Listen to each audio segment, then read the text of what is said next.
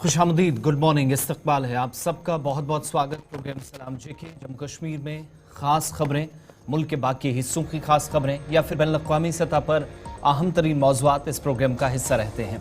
आप सबका बहुत बहुत शुक्रिया। न सिर्फ टेलीविजन स्क्रीन पर आप हमें देखते और सुनते हैं, बल्कि मुख्तलिफ सोशल मीडिया प्लेटफॉर्म्स पर भी आप हमें ज्वाइन करते हैं। आज भी वो सिलसिला जारी रखिएगा और हमारा साथ देने के लिए एक नहीं हज़ारों मरतबा इजहार तशक्कुर। 8:35 हुआ चाहते हैं। हमारा और आपका साथ 10 बजे तक रहेगा। मैं हूं आपके साथ आसिफ रशीद, मेरे साथ ज़हूर लोला भी स्टूडियो में मौजूद हैं और मुख्तलिफ सेगमेंट से हमें गुजरना है। खबरें होंगी, तज्जिया होगा, तबसरा होगा, कुछ मेहमान इस प्रोग्राम का हिस्सा होंगे, अपने नुमाइंदों के पास चलेंगे। अदालतों से लेकर शहर के मुख्तलिफ हिस्सों तक आने वाले फैसले और इंतजामी अफसरान के फैसले या लेफ्टिनेंट गवर्नर के दफ्तर से या वज़ीर आला और दिल्ली के अंदर मरकजी क़यादत के दौरान मुलाकातें और आज दिन भर भी काफ़ी डेवलपमेंट्स पॉलिटिकली होनी है, उस ताल्लुक से बात करेंगे। और इसके अलावा आप लोगों को भी मौका दिया जाएगा। 9:45 पर आज कॉल्स ली जाएंगी। कोशिश करेंगे थोड़ा अर्ली ये प्रोसेस हो सके।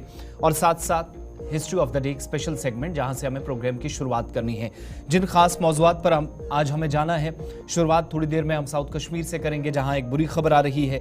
इसके अलावा वस्ती कश्मीर के अंदर होने वाले हमले के बाद तहकीकात मुसलसल चल रही हैं और तहकीकाती अमल के दौरान कुछ ऐसी चीज़ें सामने आई हैं जो शायद दर्द-ए-सर सिक्योरिटी एजेंसीज के लिए बन रही हैं, लेकिन बड़े केसेस को क्रैक किया गया। पुलवामा जैसे केसेस को अगर क्रैक किया गया तो शायद उस हिसाब से कुछ नहीं। सिक्योरिटी फोर्सेस सक्षम है, वो इसके अहल हैं, वो काम कर सकती हैं।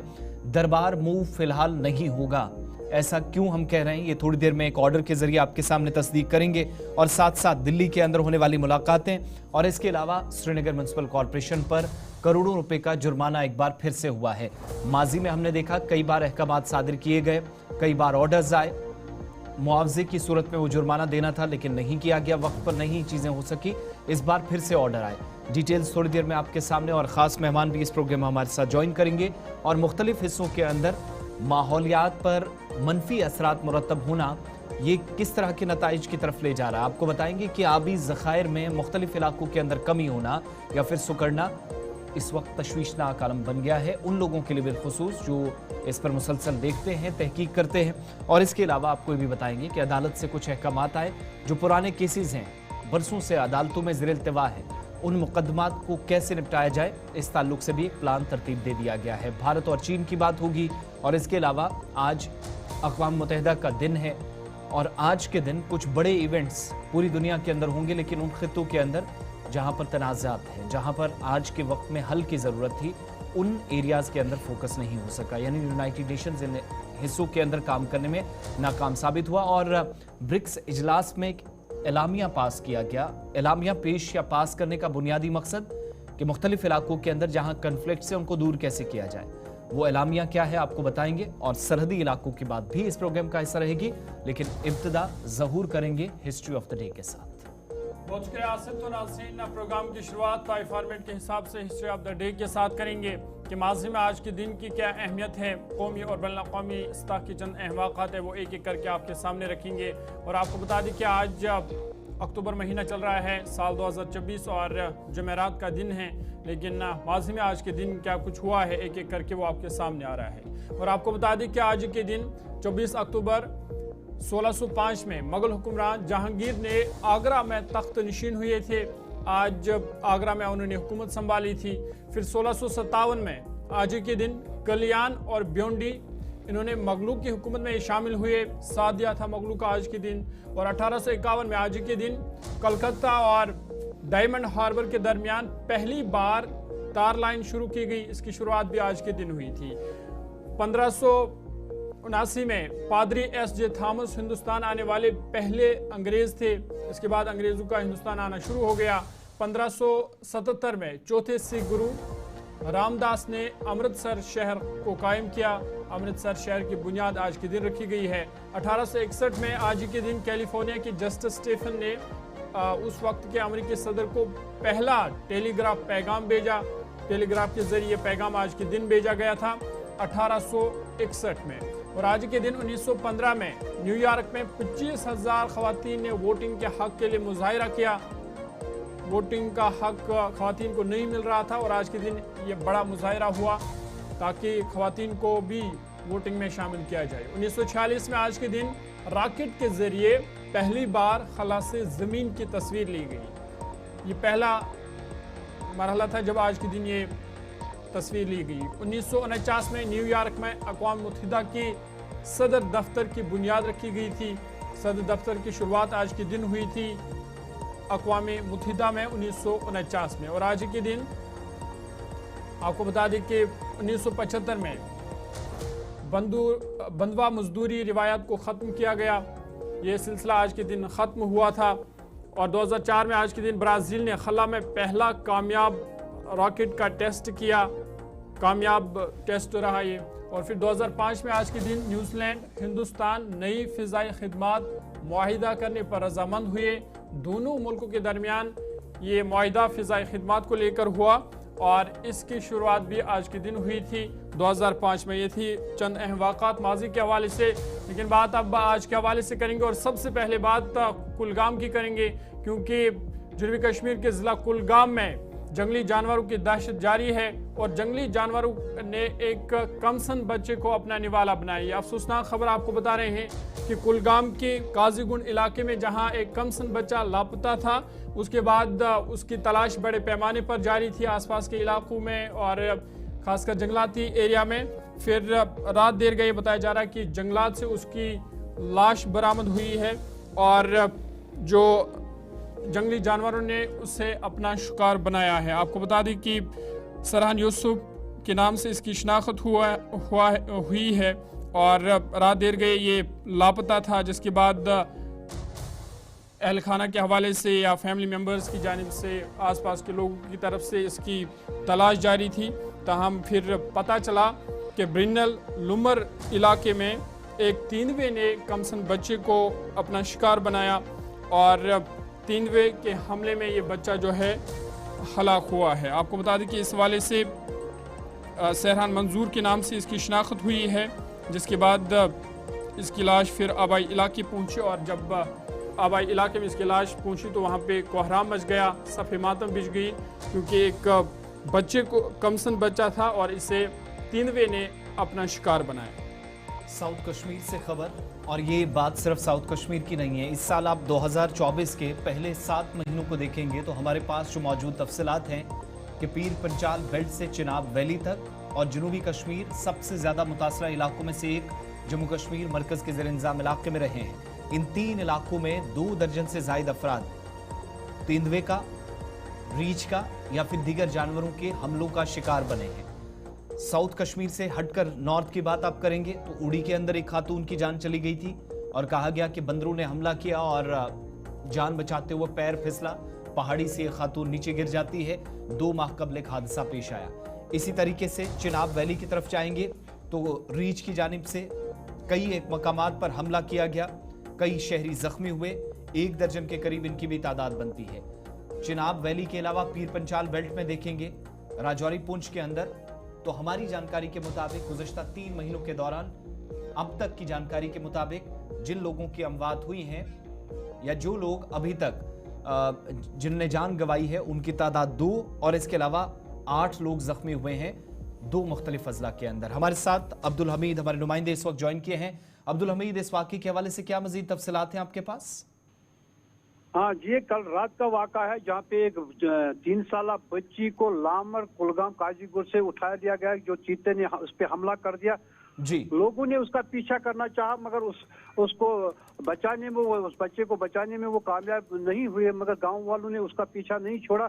जंगल के नजदीक उसे उस बच्चे को छोड़ दिया था, जहाँ पे वो डेड करा दिया गया, जहाँ पे वो उसके घर वाले जो है वो भी परेशान है। घर से थोड़ी ही दूर वो खेलने के लिए निकला था, वहाँ पे सहन में ही खेल रहा था, थोड़ी दूरी में ही, तो वहाँ पे उसको चीते ने हमला कर दिया और उसको जख्मी कर दिया। जख्मी हालत में उसको जंगल के नजदीक छोड़ दिया, जहाँ पे वो मुर्दा पाया गया है। और गांव वालों की काफी मशक्कत के बाद ये लाश उनको मिली है। वाइल्ड लाइफ वाले भी अगर उनके साथ थे तो मगर उसके बावजूद भी उसको बचाने वो कामयाब नहीं हुए। जी अब्दुल हमीद, ये बताइएगा कि ये जो जंगली जानवर है, तेंदुआ है, क्या इसको काबू किया गया है महकमा वाइल्ड लाइफ की जानिब से? क्या इसको पकड़ा गया है? नहीं, इसको तो काबू में नहीं लाया गया है क्योंकि ये संगीन मामला है। कई दफा ये जंगली जानवर जो है बस्तियों का रुख करते हैं वहाँ पे पेट की आग बुझाने के खातिर या किसी को जख्मी करने के खातिर लोग अगर उनका ताकुफ करते हैं, मगर वो किसी न किसी तरीके से किसी न किसी को जख्मी कर देते। परसों की ही बात है कि नूराबाद इलाके में दमाल हाजीपुर, वहाँ पे एक बालू ने एक शख्स का जबड़ा ही पूरा उतार दिया। और इससे पहले भी वहाँ पे एक वाक़ा हुआ था जहाँ पे गुजर बस्ती वो अपने टेंट में रह रहे थे, अंदर बच्चे थे, उनकी माँ भी वहीं पे थी और वहाँ पे चीते ने हमला उन पे कर दिया। उसमें भी 2 बच्चे जो है अज़जान हुए और एक जख्मी भी हो गया। ये वाक़ा तो होते ही रहते, जंगल के नजदीक है उन इलाकों में ऐसे मामला होते रहते हैं, मगर ये एक संगीन मामला है जहाँ पे इसके लिए कोई भी अभी तक कोई भी तदबीर नहीं निकाली गई है जिससे ये आम लोगों को बचाया जाए, बस्ती वालों को बचाया जाए। मगर अभी तक अब्दुल हमीद, बहुत शुक्रिया तफसीलात फराहम करने के लिए। अब्दुल हमीद बता रहे थे कि सहरान मंजूर बुमला के बतौर इस बच्चे की शनाख्त हुई है और वाइल्ड लाइफ ऑफिशियल्स की जानिब से भी अब कंफर्मेशन कर दी गई है कि इस बच्चे की मौत हुई है। कल शाम लापता होने की इतलात मौसूल हुई थी, गुलिस्तान न्यूज़ पर भी खबरें चली थी, तमाम सोशल मीडिया प्लेटफॉर्म्स पर, और वक्त गुजरने के साथ साथ जब बच्चे की तलाश हुई तो कंफर्मेशन देर रात कर दी गई है।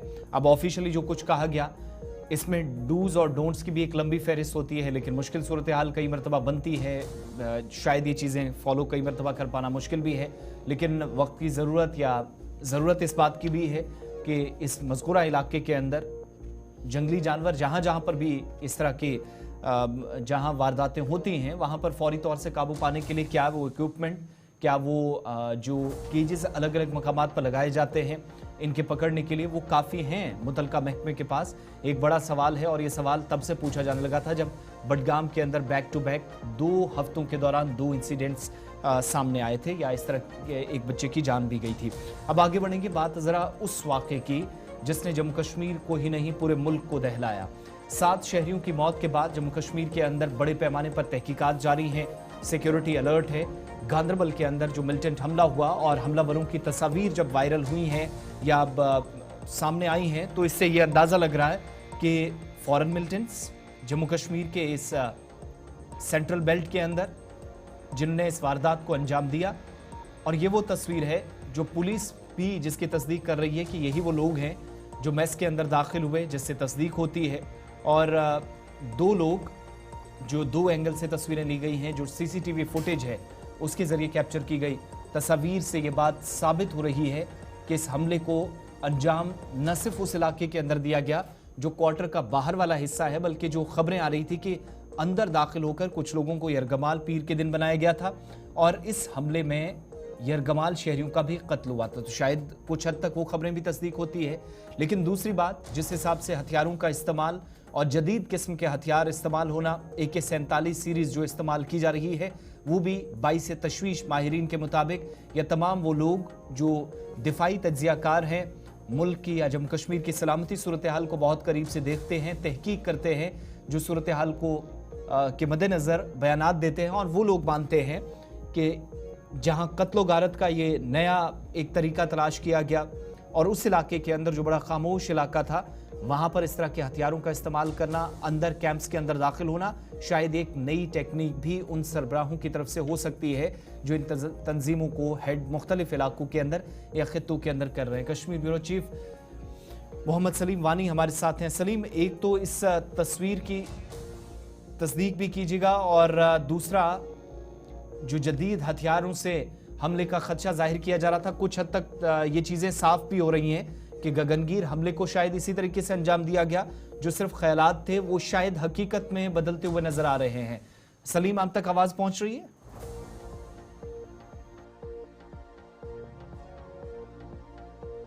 ज्वाइन करेंगे और सीसीटीवी फुटेज के जरिए तस्वीर जरा फिर से दिखाइएगा। जो कैप्चर की गई तस्वीरें हैं, सीसीटीवी फुटेज लगा था और सिर्फ इसी बात का इंतजार था। और इस केस में कौमी तहकीकाती एजेंसी भी पूछताछ 4 दर्जन के करीब लोगों से कर रही है, जो हमारी जानकारी है। इनमें मकामी कुछ दुकानदार भी हैं जिनसे पूछताछ हुई है, कुछ बाकी लोग भी हैं। हो सकता है कि किसी को थोड़ी बहुत मालूमात हों, लेकिन पूछताछ का मतलब ये नहीं होता है कि लोगों को गिरफ्तार किया गया, बल्कि पूछताछ से मतलब होता है कि आप एक किस्म का इन्वेस्टिगेटिव पार्ट पर सहयोग कर रहे हैं, ताउन कर रहे हैं, हम आहंगी को यकीनी बना रहे हैं सिक्योरिटी फोर्सेज के साथ। और एजेंसी को जब इतने बड़े हमले की जिम्मेदारी सौंपी गई है कि आप तहकीकात करें, तो ऐसे में दाएं बाएं किसी भी तरीके से जिस चीज़ का खदशा जाहिर किया जा रहा था कि शायद सपोर्ट हासिल हुआ हो, इस बात से इनकार नहीं किया जा सकता, लेकिन ताउन के बगैर शायद ये इन्वेस्टिगेशन अधूरी रह जाए। जम्मू कश्मीर पुलिस भी अपने लेवल पर काम कर रही है, बाकी सारी चीज़ें हैं ये देखनी होंगी, इसमें काम है। हमारे साथ मोहम्मद सलीम वानी इस वक्त थोड़ी देर में ज्वाइन करेंगे, लेकिन बात जब सिक्योरिटी के हवाले से हो रही है,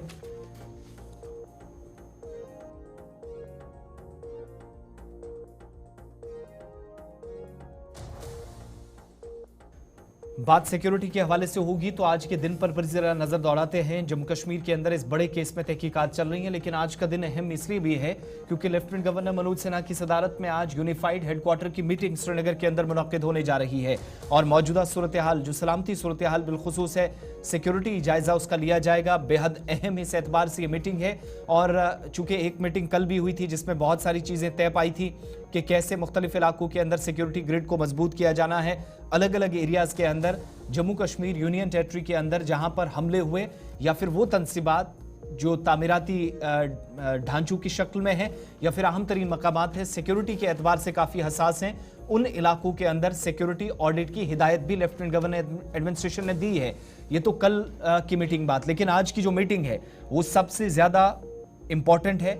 यूनिफाइड हेडक्वार्टर की मीटिंग श्रीनगर में होगी और इस मीटिंग में लेफ्टिनेंट गवर्नर मनोज सिन्हा जहां पर सदारत करेंगे और जिन लोगों को इसके लिए मकतूब रवाना किया गया है, इसमें director general of police Nalin Prabhat, IGP Kashmir, ADGP Jammu Kashmir, GOC 15 corps, border security forces के सरबराह, सीआरपीएफ और इंटेलिजेंस एजेंसियों के सरबराहान, तमाम वो अफसरान जो सिक्योरिटी ग्रिड को मजबूत बनाने में कलीदी किरदार अदा करते हैं, उन तमाम को इस मीटिंग में मदऊ किया गया है। और आज मीटिंग ये दोपहर 1 बजे के आसपास होगी।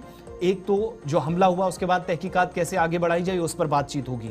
दूसरा इंपॉर्टेंट ये है कि मुस्तकबिल में तमाम एजेंसीज के हम आहंगी को कैसे यकीनी बनाया जाए, तालमेल बेहतर हो, तालमेल के फुकदान को दूर किया जाए, जो दोनों सिविल और पुलिस लेवल पर सिक्योरिटी एजेंसियां या बाकी जितने भी मुतलकीन हैं वो काम करते हैं, वो कोऑर्डिनेशन के साथ इन तमाम केसेस को सॉर्ट आउट कर सकें और मुस्तकबिल में ऐसे किसी अफसोसनाक वाक़े से बचा जाए। इस ताल्लुक से बात, वैसे तो ये कोशिश होती है कि हर महीने या हर 2 महीने के बाद यूनिफाइड या यूएचक्यू की या यूनिफाइड हेडक्वार्टर्स की मीटिंग हो, कभी जम्मू और कभी श्रीनगर के अंदर। इस बार लेफ्टिनेंट गवर्नर श्रीनगर के अंदर इस मीटिंग को कर रहे हैं और कल की मीटिंग जो थी वो भी इंपॉर्टेंट थी, जिसमें लेफ्टिनेंट गवर्नर के अलावा आईजीपी कश्मीर रहे, दीगर सिक्योरिटी इदारों के सरबराहान रहे, एडीजीपी लॉ एंड ऑर्डर इस मीटिंग में रहे और राजभवन श्रीनगर के अंदर गगनगीर हमले के बाद आगे कैसे हिकमत अमली तरतीब दी जाए इस ताल्लुक से बातचीत हुई है। लेकिन खास बात यह है कि आज जब मीटिंग होगी तो पूरे खिते के अंदर दोनों प्रोविंसेस में सिक्योरिटी के हवाले से जायजा लिया जाएगा और सबसे बड़ी बात जो जम्मू कश्मीर एडमिनिस्ट्रेशन जिस पर तवज्जो ज्यादा कर रही है कि तामीराती मंसूबे एक और जो अहम तरीन मकामात हैं सिक्योरिटी के एतबार से भी जो हसास हैं, प्रोजेक्ट्स अलग अलग जगहों पर चल रहे हैं, लद्दाख के साथ लगने वाली सरहदों के साथ जम्मू कश्मीर तक, शुमाली बेल्ट के अंदर, इसके अलावा सेंट्रल बेल्ट के अंदर, साउथ कश्मीर के अंदर, जहां कहीं भी इंपॉर्टेंट प्रोजेक्ट्स पर काम चल रहा है वहां पर मजदूरों के, वर्कर्स के, चाहे वो मकामी हैं गैर मकामी हैं, सबकी हिफाजत को यकीनी बनाया जाए। इस ताल्लुक से तफसीली गुफ्तगू शनीद गुज़श्ता रोज हुई, लेकिन आज भी इम्कान है कि इसी ताल्लुक से बात होगी, कैसे उन एरियाज के अंदर सिक्योरिटी प्रोवाइड की जा सके, उन इदारों को, उन तंजीमों को, उन कंपनीज को जिनके वर्कर्स बड़ी तादाद में जम्मू कश्मीर के अलग अलग मकामात पर अहम तरीन मनसूबों में इस वक्त तामीराती मंसूबे जो जारी हैं उसमें कलीदी किरदार अदा कर रहे हैं। तो यूएचक्यू की मीटिंग के ताल्लुक से दिन में जो अपडेट्स आएंगी आप तक पहुंचेंगी। वक्त एक छोटे से ब्रेक का है, 8:55 हो गए हैं। ब्रेक के उस पार आपको बताएंगे कि सिविल इंतजामिया ने भी कुछ बड़े फैसले किए हैं, कुछ ऑर्डर्स जारी हुए हैं और एक बड़ी खबर दरबार मूव के हवाले से।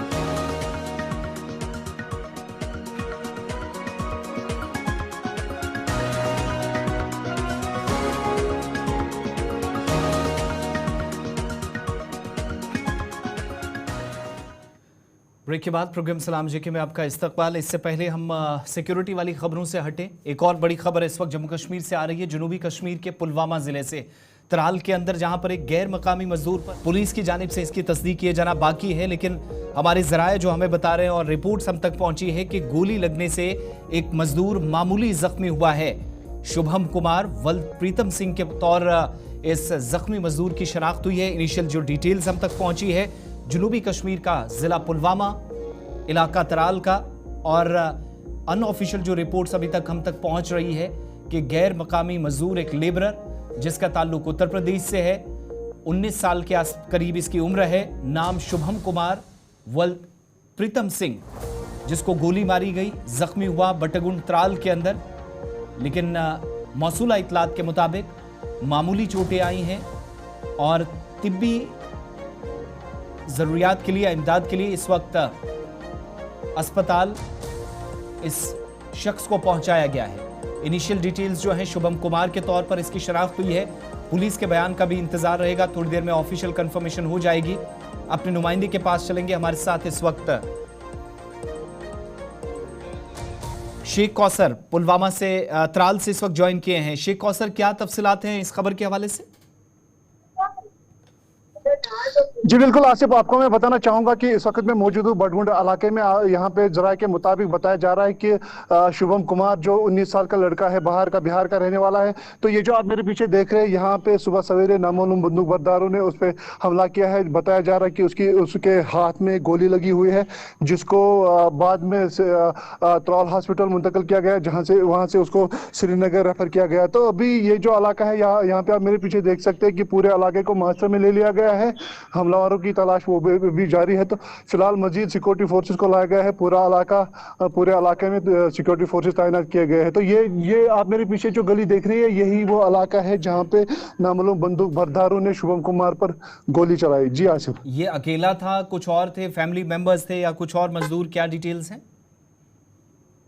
जी बताया जा रहा है कि ये यहाँ पे नाई का दुकान चला रहा है। तो ये यहाँ पे मेरे पीछे जो ये घर है, यहाँ पे ये डेरे पे रह रहा था। तो नामालूम बंदूक बरदारों ने सुबह सवेरे इस पे गोली चलाई है। तो अभी वहाँ पे जाने की इजाजत नहीं दे रहे। तो फिलहाल ये जो मेरे पीछे आप देख रहे हैं गली, यहीं पे ये सुबह सवेरे ये फायर हुआ है। तो अभी ये कहना मुश्किल होगा कि ये इसकी फैमिली भी साथ थी, आपके पीछे जो आरजी ढांचा या आई थिंक कच्चा मकान नजर आ रहा है, यही घर है जहां हमला हुआ, हमले का मकाम यही है? जी बिल्कुल, आप ये जो देख रहे हैं, ये जो गली, इस मकान के पास में ये दूसरा मकान है जहां पे मतलब डेरे पे था। तो यहाँ पे आप देख सकते हैं सिक्योरिटी फोर्सेस भी तलाशी कार्रवाई शुरू कर रहे हैं। तो अभी ये जो तलाशी, ये जो हमलावरों की तलाश, वो अभी भी जारी है। क्या पुलिस अथॉरिटीज इस एतबार से भी इसको देखेंगी या देखने की कोशिश कर रहे हैं कि मिलिटेंट हमला हो सकता है, जो पिछले 2-4 दिनों से शोपियां फिर गगनगीर के अंदर वाकयात रोनमा हुए हैं, उस हिसाब से देखा जाए तो क्या पुलिस अथॉरिटीज मिलिटेंसी के एंगल से भी इसकी जांच शुरू कर रही है? जी बिल्कुल, जब हमने पुलिस के साथ बात करने की कोशिश की तो अभी तक कोई कंफर्मेशन नहीं मिल पा रही है। लेकिन हमारे जराये के मुताबिक ये बताया जा रहा है कि इसके हाथ में गोली लगी हुई है। हालांकि इससे पहले भी यहाँ शोपियान में और गगनगीर में एक हमला हुआ था। अब ये बटगुंड त्राल का इलाका है। तो यहाँ पे अभी पुलिस की जानिब से कोई कंफर्मेशन नहीं मिल पा रही है। लेकिन जराये के मुताबिक यहाँ पे जो शुभम कुमार, जो नाई बताया जा रहा है कि वो नाई बतौर काम यहाँ पे कर रहा है, तो उसके हाथ में गोली लगी हुई है। फिलहाल हमलावरों की जो जांच है वो शुरू हो चुकी है। फिलहाल पूरे इलाके को मुआसरे में ले लिया गया है। तो ये जो पीछे आप मेरी गली देख, पीछे आप मेरी ये गली देख रहे हैं, तो ये गोली चली है, तो क्या अभी या आसपास के लोगों से बात हुई, उसको चोट लगी या जिस पर गोली चलाई गई उसको अस्पताल मुंतकिल किया गया, क्या कुछ वहां से इतलात मिल रही है, क्या उसकी हालत है? जी बिल्कुल जरूर, हम जराये के मुताबिक बताया जा रहा है कि उसको नजदीकी हॉस्पिटल, सब डिस्ट्रिक्ट हॉस्पिटल त्राल लिया गया, जहां वहां से उसका SMHS रेफर किया गया। बताया जा रहा है कि उसके हाथ में गोली लगी हुई है, तो वो अभी स्टेबल है। लेकिन अभी इसकी कंफर्मेशन नहीं मिल पा रही है पुलिस की जानिब से। लेकिन ये जो इलाका है, यहाँ पे जो लोगों का कहना है कि सुबह सवेरे गोली चलने की आवाजें सुनाई गई है। लेकिन अब ये मिलिटेंटों का अटैक है या कुछ है और है, वो कुछ ही देर में पता चलेगा, जो ही पुलिस इसकी कंफर्मेशन हमें देगी। बाकी लोग भी यहाँ पर होंगे, कोई पूछताछ उनसे भी की जा रही है या इनिशियल यही है कि इलाके को मुहासरे में लिया जाए, शायद हम लोगों की तलाश पहले हो, या फिर साथ साथ पूछगछ भी, क्योंकि मुख्तलिफ इलाकों के अंदर जो लोग बाहर से आए काम कर रहे हैं, ये बहुत सारे ग्रुप्स में, या जितने लोग होते हैं मैक्सिमम लोग ग्रुप्स की शक्ल में काम करते हैं। जी बिल्कुल, ये जो यहाँ पे हमने देखा कि सिक्योरिटी फोर्सेस इस गली में अंदर भी गए हुए हैं, वो लोगों से पूछताछ कर रहे हैं, तो हमें इजाज़त नहीं दी जा रही है कि अंदर जाने की।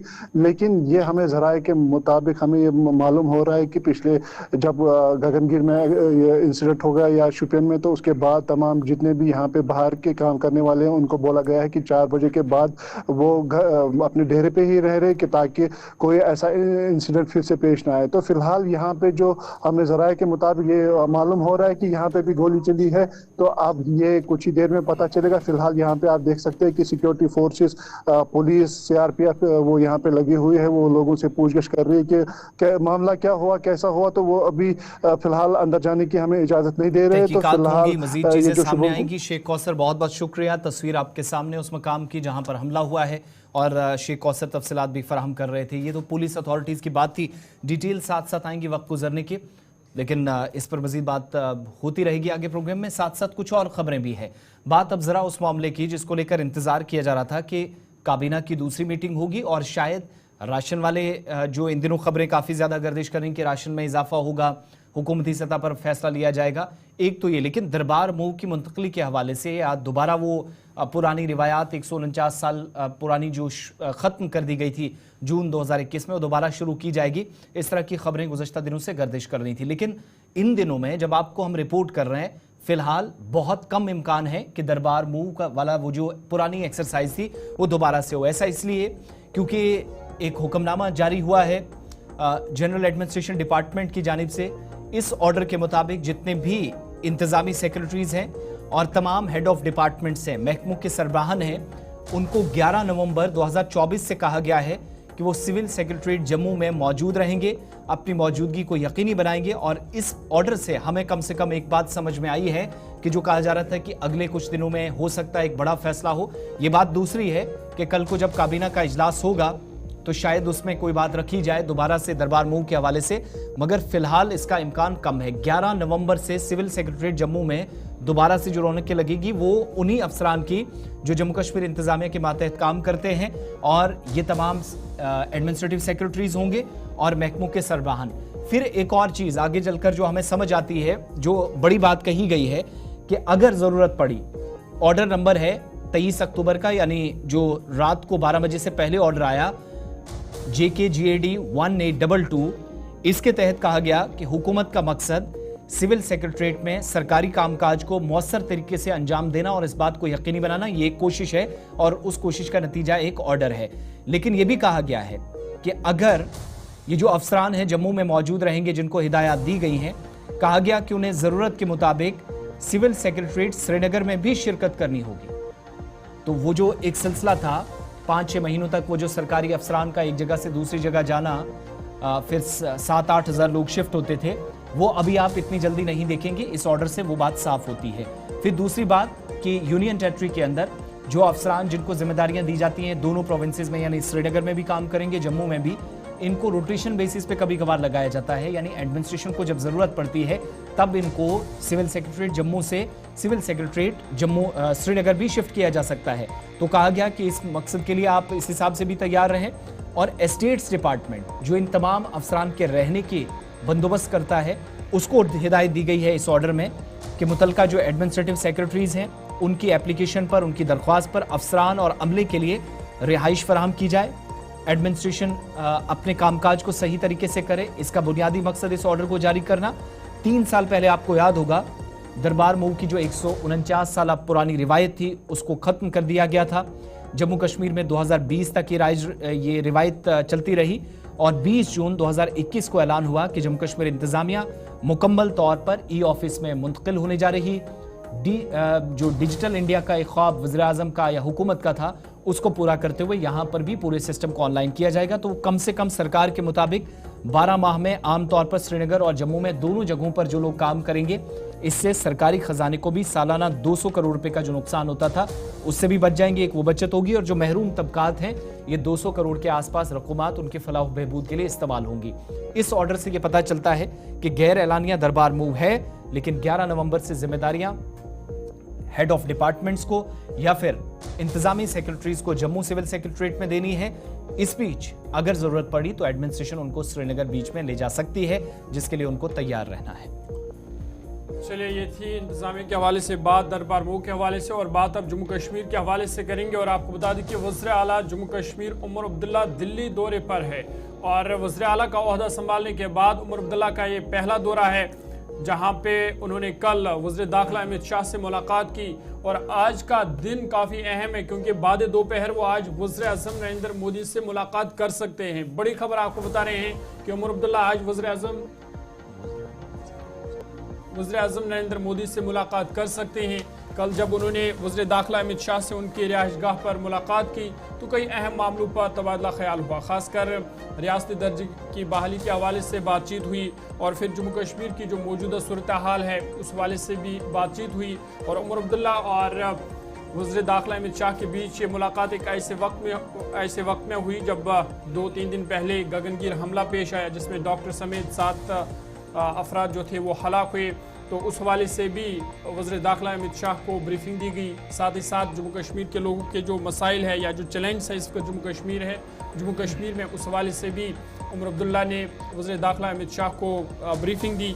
साथ ही साथ जो स्टेटहुड का मामला है और जो काबीना ने उस हवाले से वो बिल्कुल 17 तारीख को एक करारदाद भी पास की गई थी और उस करारदाद का, उस रेजोल्यूशन का या जो प्रस्ताव लाया गया था, बुनियादी मकसद ये था कि इस प्रस्ताव के पास होने से एक मरकज़ पर थोड़ा दबाव बनाने की कोशिश की और चूंकि मैनिफेस्टो में रियासती दर्जे की फौरी बहाली के लिए कोशिश करना ये शामिल था नेशनल कॉन्फ्रेंस की। और जब सरकार बनी तो पहली कोशिश में हमने देखा, लेकिन खबर ये भी है कि वो रेजोल्यूशन प्राइम मिनिस्टर को भी दिया जा सकता है।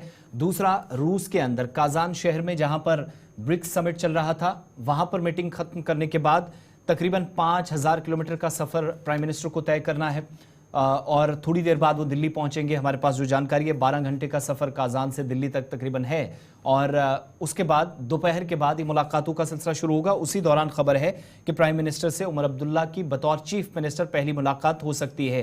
ताबिश कमाल दिल्ली से हमारे नुमाइंदे हमारे साथ हैं, मुसलसल कल से इस खबर पर नजर बनाए हुए हैं। आज की मुलाकात ज्यादा इंपॉर्टेंट है कल के मुकाबले। ताबिश कमाल, क्या डिटेल्स आपके पास हैं, क्या तफसीलात हैं अभी तक और क्या प्राइम मिनिस्टर दिल्ली पहुंच गए हैं?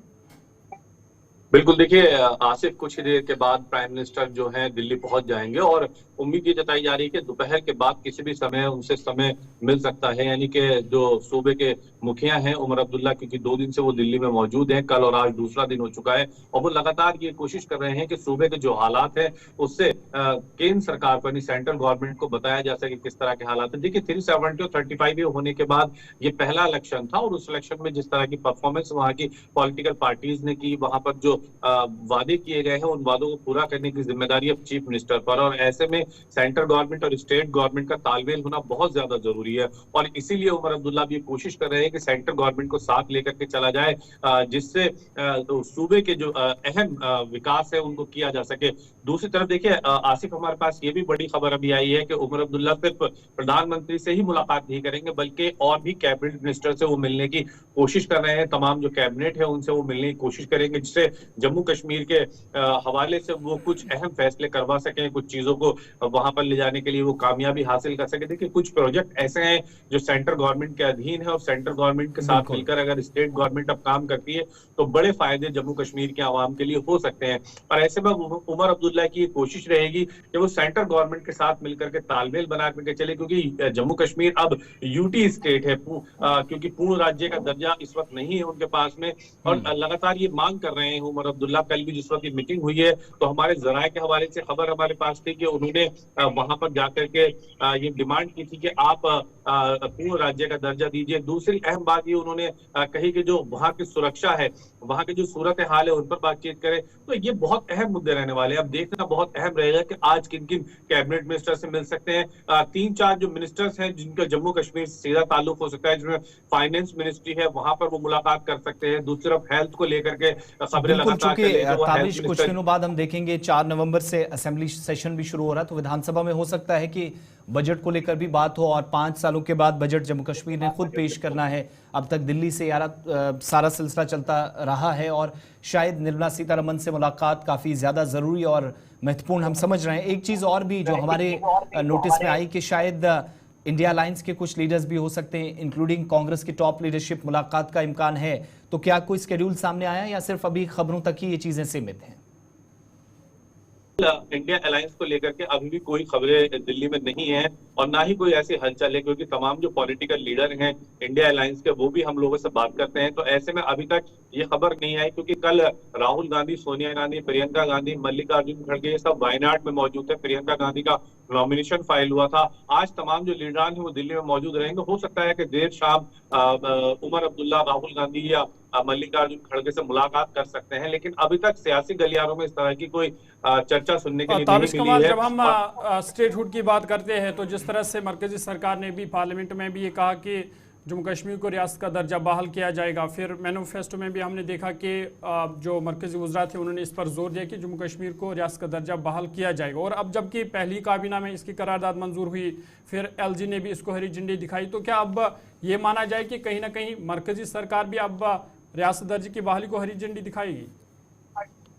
बिल्कुल, देखिए आप बिल्कुल सही कह रहे हैं ज़हूर, चूंकि कल की अगर मैं आपसे बात करूं तो कल जम्मू कश्मीर के इंचार्ज हैं बीजेपी के तरुण चुग, और उनसे मैंने सवाल भी किया था कि आप लोगों का तो मैनिफेस्टो था, आप लोगों ने पार्लियामेंट में खड़े होकर के बात कही थी कि रियासत का दर्जा बहुत जल्द वापस किया जाएगा, जब हालात पूरी तरह से नॉर्मल हो जाएंगे, नॉर्मल सी हो जाएगी तो सब कुछ ठीक होगा, तो आप रियासत का दर्जा वापस करेंगे। और साथ ही आपका ये भी वादा था लगातार कि हम चुनाव होने के बाद अपने वादों पर खरा उतरेंगे। तो बीजेपी की अगर मैं लीडरशिप की बात करूं, जहां तक हमारे पास सोर्सेज से खबर आती है वो ये है कि बहुत जल्द उम्मीद ये जताई जा रही है कि रियासत का दर्जा बहाल किया जाएगा और जम्मू कश्मीर की जो चुनी हुई सरकार है उसको काम करने का इंडिपेंडेंटली मौका दिया जाएगा। और यही वजह है कि लगातार सूबे के जो चीफ मिनिस्टर उमर अब्दुल्ला ये डिमांड कर रहे हैं, और ऐसे में ये बहुत जरूरी होगा कि वो हेल्थ मिनिस्टर से मिले, फाइनेंस मिनिस्टर से मिले और खास तौर से ट्रांसपोर्ट मिनिस्टर से मिले, रेल मिनिस्टर से मिले। तो इन मिनिस्टर्स से मिलने के बाद जम्मू कश्मीर के लिए बहुत सारे रास्ते खुल सकते हैं। और ऐसे में ये भी हमारे पास खबर आई है कि जो वंदे भारत ट्रेन है वो जम्मू कश्मीर दिल्ली से श्रीनगर तक के लिए शुरू की जाएगी जनवरी। तो ऐसे में बहुत सारी चीजें हैं जिन पर उमर अब्दुल्ला की दिल्ली के अंदर नजरें रहेंगी। हेल्थ को लेकर के वो जेपी नड्डा से मुलाकात करते हैं, हेल्थ सेक्टर में कई अहम फैसले होने हैं। और उसके अलावा सबसे अहम यह है कि जो वहां पर डेली वेजर्स हैं या रोजमर्रा पर काम करने वाले लोग हैं उनको पक्का करने की बात, तो ये जो वादे थे उनको पूरा करवाना है और वो सब दिल्ली के रास्तों से इसके लिए कोऑर्डिनेशन बहुत जरूरी है। बहुत बहुत शुक्रिया ताबिश, दिन में नजर जरूर रखिएगा इस खबर पर, मुकम्मल तफसीलात फराहम करने के लिए बहुत बहुत शुक्रिया आपका। आज दिन में इस पूरी खबर पर हमारी नजर रहेगी। प्राइम मिनिस्टर थोड़ी बाद दिल्ली पहुंचेंगे, तो उसके बाद चूंकि वो 2 दिन से ब्रिक्स इजलास में थे और मैंने जैसे शुरुआत में कहा कम से कम 12 से सवा 12 घंटों का वक्त लगता है। काजान से या रशिया से आप दिल्ली आएंगे 4800 किलोमीटर के आसपास ये सफ़र बनता है, तो उसके लिए भी इंतज़ार उमर अब्दुल्ला को भी करना होगा। वहाँ पहुँचेंगे, उसके बाद स्केड्यूल या मुलाकात का वक्त जो है वो तय पाएगा। अब आगे बढ़ेंगे, बात अब ज़रा माहौलियात के हवाले से। इसी प्रोग्राम में हमने आपके सामने दर्जन भर रिपोर्ट्स रखी, पढ़ी, तहकीक की, आपके सामने हकाइक पर मबनी रिपोर्ट्स पेश की और इन रिपोर्ट्स को दिखाने और बताने का या आदादोशुमार पेश करने का असल मकसद था कि हुकूमती इदारे जो करोड़ों रुपए खर्च करते हैं, बड़े मंसूबों में हाथ डालते हैं, काम करते हैं, बात जब फ़िज़ाई आलूदगी या फिर पानी को, आबी ज़खायर को या ज़मीन को आलूदगी से या मिट्टी को बचाने की बात आती है, तो तब यही इदारे, रकूमात वही है, करोड़ों रुपए खर्च होते हैं, लेकिन ये पैसा खर्च होने के बावजूद भी कामयाबी नहीं मिलती और आलूदगी के मामले में कई महकमे या अफसरान बेबस नजर आते हैं। इस मामले पर श्रीनगर म्युनिसिपल कॉरपोरेशन को फटकार भी लगी, परेशानी भी बढ़ी, क्योंकि SMC पर आज ये जो लेटेस्ट डेवलपमेंट है 47 करोड़ रुपए से ज्यादा का ये माहौलियाती मुआवजा है। अब आप इसको जुर्माना कह लीजिए या मुआवजा, जरूर ये फराहम करना होगा किसी भी सूरत में, क्योंकि आलूदगी के मसले पर पूरी तरीके से मुतलका हुकाम या श्रीनगर म्युनिसिपल कॉरपोरेशन के जिम्मेदारान गैर संजीदा नजर आए। इस केस में NGT के अहकामात को भी नजरअंदाज करने का इल्जाम है और बाज़ाब्ता कार्रवाई जो हुई है वो Jammu Kashmir pollution control committee के जरिए हुई है, जो एक नहीं दर्जनों मरतबा केस उनके नोटिस में आए। डॉक्टर राजा मुजफ्फर भट्ट जो इस वक्त हमारे साथ ज्वाइन भी किए हैं, इनकी जानिब से भी बैक टू बैक कई बार हमने देखा कि कई केसेस में ये अर्जी गुजार भी बने और ख़ास तौर से माहौलियात के मामले में इनकी तवील मुद्दत से खिदमात हैं। वस्ती कश्मीर के अंदर आबी ज़खायर को बचाना हो, तहफ़्फ़ुज़ फराहम करना हो, या उन इलाकों के अंदर जहाँ पर इंतज़ामिया की तवज्जो कम जाती है वहाँ पर काम कराने की बारी जब आई हो तो सरकार को बार बार इन्होंने याद दिलाया है। ये वो ऑर्डर्स आपके सामने हैं जो तस्दीक करते हैं कि फ़ाइन हुआ है, जुर्माना हुआ है, माहौलियाती मुआवजा फराहम करना है। ये सारी चीज़ें एक एक करके हम ज़रा समझने की कोशिश करेंगे। मारूफ समाजी कारकुन और माहौलियाती कारकुन डॉक्टर राजा मुजफ्फर भट्ट साहब हमारे साथ इस वक्त ज्वाइन किए हैं। बहुत बहुत शुक्रिया श्रीनगर से हमें वक्त देने के लिए डॉक्टर राजा साहब।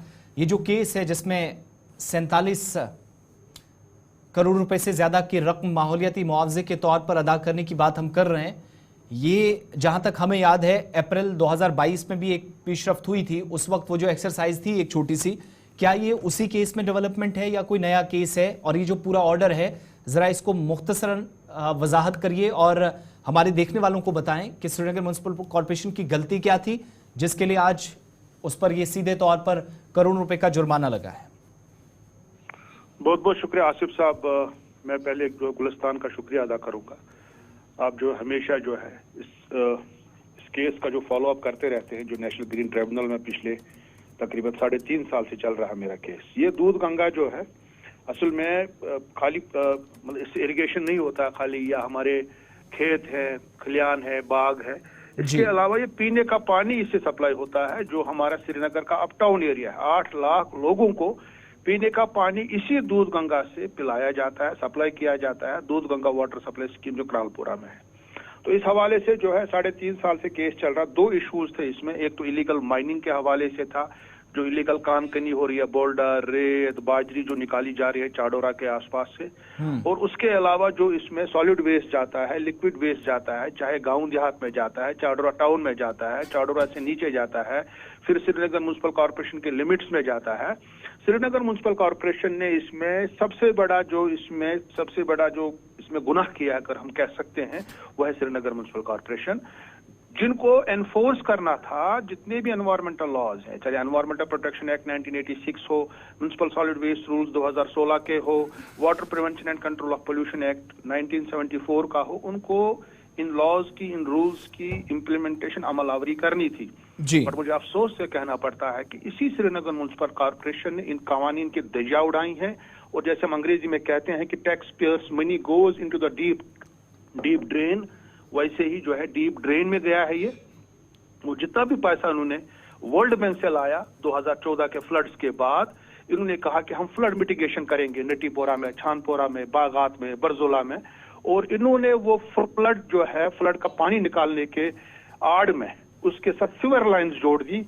गंदा जो फुजला निकलता है, घरों से निकलता है, लेबोरेटरीज का पानी निकलता है, अस्पतालों का जो गंदगी निकलती, चाहे बरजोला हॉस्पिटल है, बाकी जगहों से है, उनके साथ जोड़ के उन्होंने उसको पंप किया जाता है इनटू दूध गंगा। चाहे बरजोला बागात में हो, चाहे पंपोश कॉलोनी नटीपोरा में आपने एक और देखा पंप स्टेशन, छानपुरा बाईपास पुल के नीचे और एक बड़ा पंप स्टेशन है, ओल्ड छानपुरा हमारा तकिया मोहल्ला है वहां पे और एक बड़ा है, आगे बुलबुल बाग में बहुत बड़ा इन्होंने बनाया, आगे टैंगपोरा में बनाया।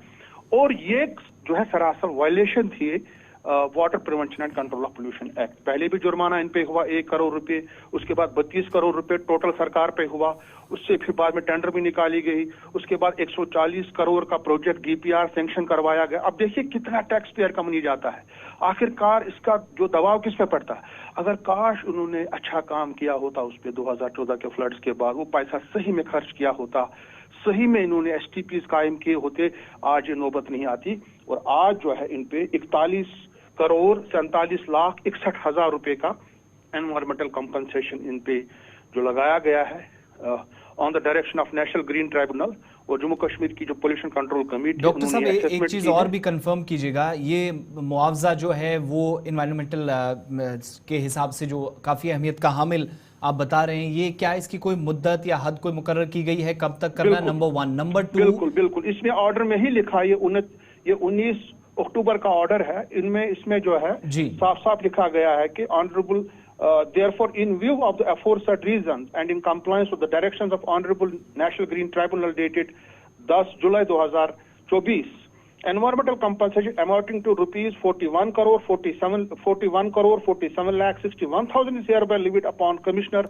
Srinagar Municipal Corporation, Srinagar, on the basis of polluter pays principle with advice to deposit the environmental compensation in the environmental compensation fund account number this of J&K Pollution Control Committee in J&K Bank Limited within 30 days. 30 दिन के अंदर, that means इनको 19/10 को ये order निकला है, 18 नवंबर के इनको ये आसपास, पैसा इससे भरना है। पहले। अच्छा, एक चीज में 18 और भी, नवंबर से पहले इनको जो है 41 करोड़ के आसपास। एक चीज मैं और भी जानना चाह रहा था, कुछ और एरियाज के अंदर भी आपने इसी तरह के इश्यूज हैं जो एनजीटी के नोटिस में लाए। एनजीटी जैसे बड़े इदारे को और एक हुकूमती इदारे को जिसको बड़ी जिम्मेदारी है, उस इदारे के अहकामात को भी नजरअंदाज करना, क्या ये जो हम स्क्रीन पर इस वक्त दिखा रहे हैं, जो आप पढ़कर सुना रहे हैं, ये एसएमसी का रिपोर्ट कार्ड है जिसके ऊपर फेल लिखा हुआ हमें नजर आ रहा है कम से कम? ये जनाब खाली श्रीनगर म्युनिसिपल कॉर्पोरेशन नहीं है, म्युनिसिपल कमेटी बड़गाम पे भी जुर्माना हुआ है, वो भी बिल्कुल ऑर्डर में है, अलग से ऑर्डर में है। 3 करोड़ 72 लाख रुपए उनको जो भरना है, ये भी ऑर्डर आया है, 30 दिन में इनको भरना है। ये 30/9 को ये ऑर्डर आया है। उसके अलावा म्युनिसिपल कमेटी चाडोरा को 1 करोड़ 41 लाख रुपए भरना। ये 3 साल का ये जो है एनवायरमेंटल कंपनसेशन, अगर 10 साल का लगाया जाए फिर तो बहुत बड़ा अमाउंट बनता है। और उसके साथ साथ जियोलॉजी, माइनिंग डिपार्टमेंट और रूरल डेवलपमेंट डिपार्टमेंट पे अलग हम एप्लीकेशन करने वाले हैं, क्योंकि रूरल एरिया में जो सैनिटेशन का काम करना है, सफाई सुथराई का जो काम करना है, वो जो है रूरल सैनिटेशन डिपार्टमेंट है। स्वच्छ भारत मिशन ग्रामीण में जो रूरल इलाकों में सफाई का प्रोग्राम चलाया जा रहा है, बट जितने भी हमारे नदी नाले हैं वहां पे कोई सफाई का प्रोग्राम नहीं है। उसमें बिल्कुल रूरल डेवलपमेंट डिपार्टमेंट इन्वॉल्व है, उनकी वो कमजोरियां हैं। और जियोलॉजी माइनिंग डिपार्टमेंट जो इरिगेशन फ्लड कंट्रोल डिपार्टमेंट जो है वो मुलविस है इलीगल माइनिंग में।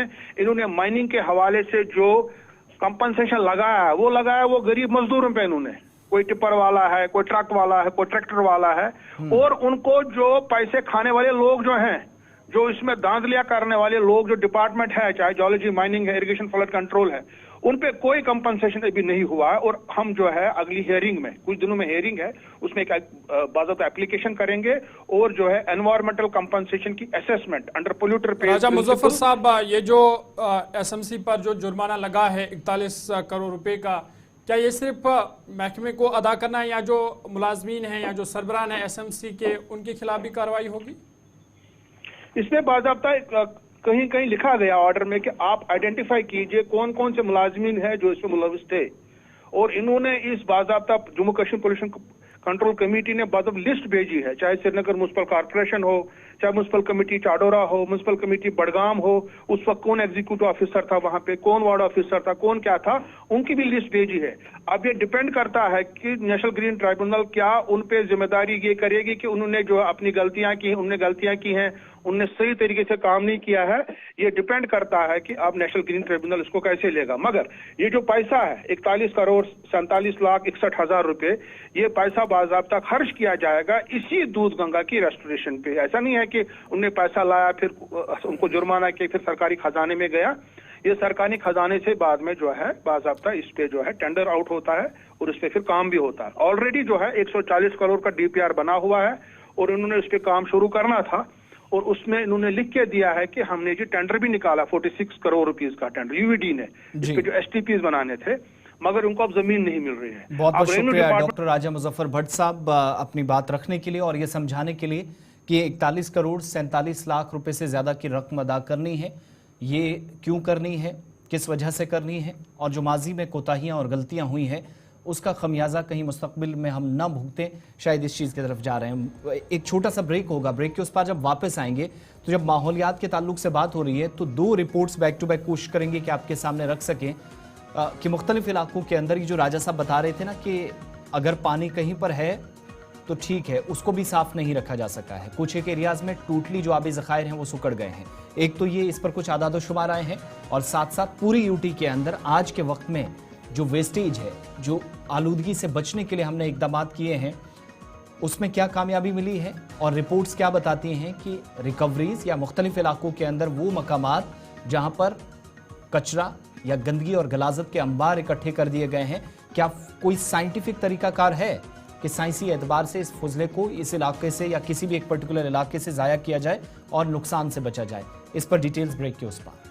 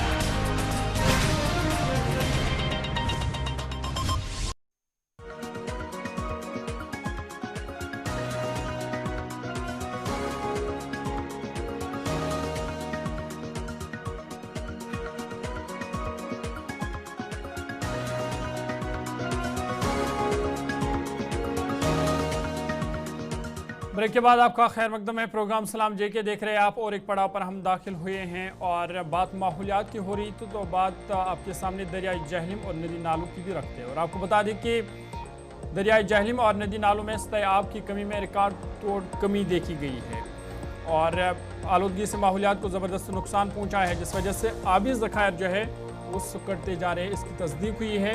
और नदी नाले या जो जहलिम हमारे पास है, यहाँ पर जो है सतह आब की कमी रिकॉर्ड की गई है। और आपको बता दें कि 1.5 फुट की कमी राम मुंशी बाग में रिकॉर्ड हुई है। इसी तरह की 0.13 फीट संगम में रिकॉर्ड की गई है।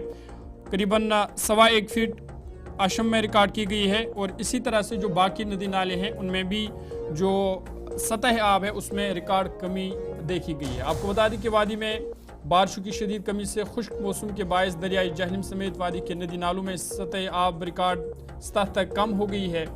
वहीं इस वाले से महकमा मौसमियात का कहना है कि जबकि आने वाले दिनों में पानी में कमी होने का बहरान मजीद बढ़ने का खदशा है।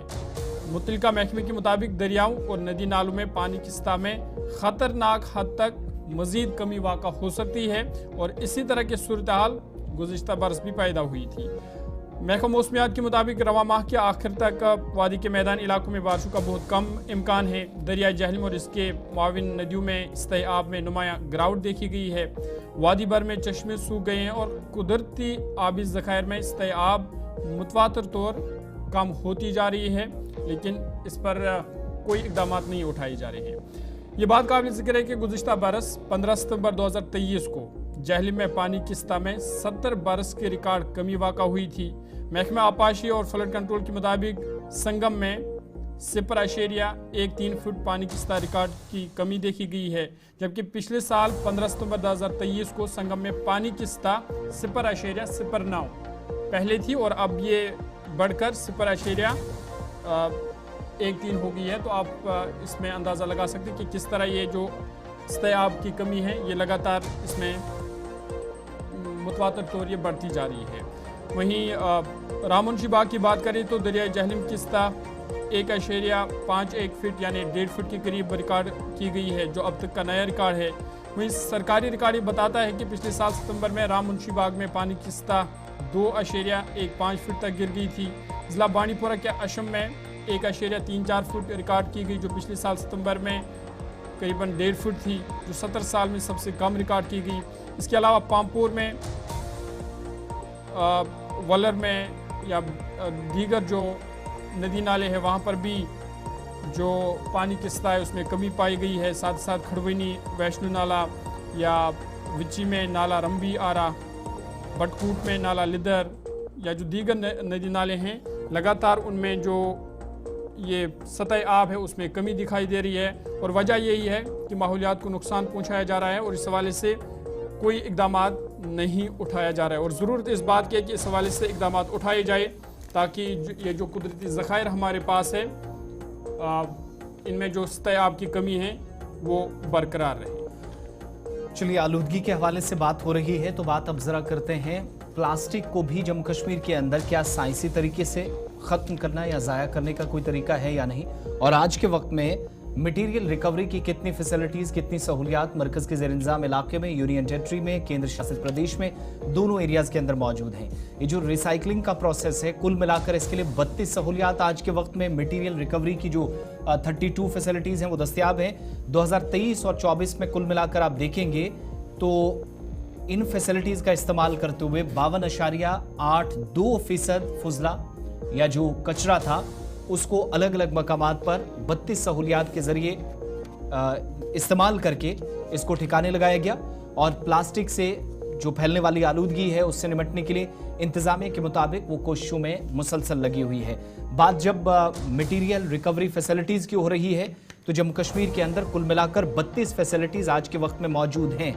और कुल मिलाकर आप देखेंगे तो प्लास्टिक वेस्ट में जम्मू कश्मीर में इजाफा हुआ है। प्रोडक्शन भी तकरीबन 146.14 मेट्रिक टन 2023-24 में पहुंची है और 2022-23 के साथ जब आप इन फिगर्स को कंपैरिजन करते हैं तो 124.48 ही उस वक्त था, यानी 2023-24 में ये बढ़ा है। इसके अलावा नेशनल ग्रीन ट्रिब्यूनल की जानिब से क्या कदम उठाए गए हैं प्लास्टिक पोल्यूशन से बचने के लिए, जेके पीसीसी की तरफ से क्या कदम उठाया गया है, मुख्तलिफ इलाकों के अंदर रिसाइकलिंग के लिए जो कैपेबिलिटीज़ हैं, क्या उसको बढ़ाया गया है, उसमें इजाफा किया गया है, ये ज़रा समझने की कोशिश करेंगे। शिल्पा शर्मा हमारे साथ है। शिल्पा, डिटेल वाइज बताइएगा, 2022-23 में हमने देखा जितना ज़्यादा इस जो प्लास्टिक वेस्ट था उससे 23-24 में काफ़ी ज़्यादा इजाफा हुआ या बढ़ गया है? आज के वक्त में कंसर्न लोग या कंसर्न एजेंसीज जो काम कर रहे हैं, क्या वो प्लास्टिक के पोल्यूशन से बचने के लिए काफ़ी हैं? फैक्ट्स और फिगर्स क्या बताते हैं?